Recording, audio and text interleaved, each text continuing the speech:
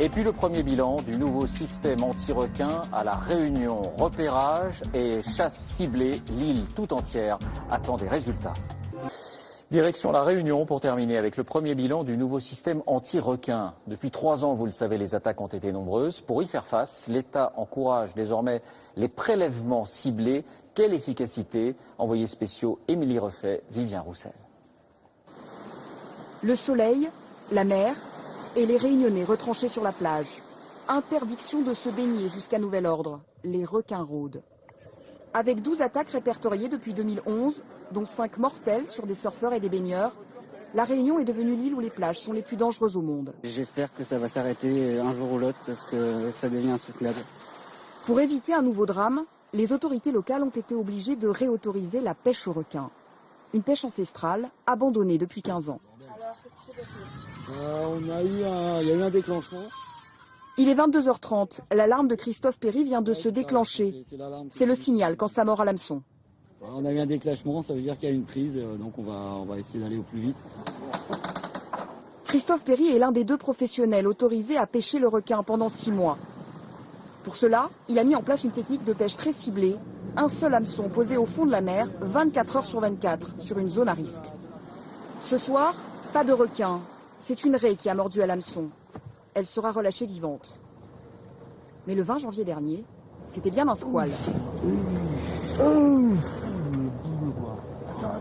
c'est un tigre. C'est un tigre. Christophe Perry a filmé la capture. Le tigre mesurait 3,20 m pour 200 kg. La queue, ouais. À chaque fois, la lutte dure des heures, car le plus grand prédateur de la mer a de l'endurance. Christophe Perry utilise donc un système de pêche qui lui permet de sélectionner ses prises. Il ne tue, finalement, que des requins tigres et des requins bulldogs. 5 depuis le 15 janvier. Les 2 espèces sont mises en cause dans les attaques à La Réunion. L'objectif, c'est vraiment de capturer les animaux les plus accidentogènes, c'est-à-dire des animaux qui peuvent varier entre la centaine de kilos et puis jusqu'à 300, 350 kilos. Les requins tués sont ensuite disséqués. On les conserve ici, dans un congélateur au comité des pêches, en attendant les analyses.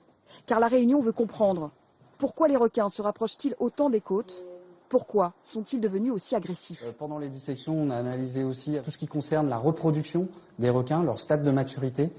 À partir de ça, on peut essayer de remettre ça en relation avec des périodes de l'année où ils pourraient être peut-être plus agressifs liés à ces stades de reproduction. Bien que sélective, cette pêche aux requins fait polémique à La Réunion. Certains dénoncent un massacre inutile. Les autorités financent donc également un programme de marquage.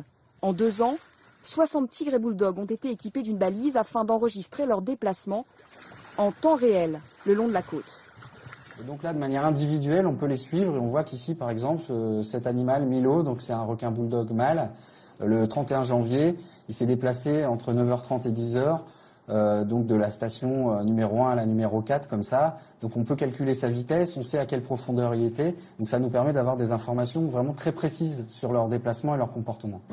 Pour les touristes avides de baignade et d'eau turquoise, on peut encore se baigner sur ce magnifique lagon. Protégé par une barrière de corail, il empêche pour l'instant les requins de passer.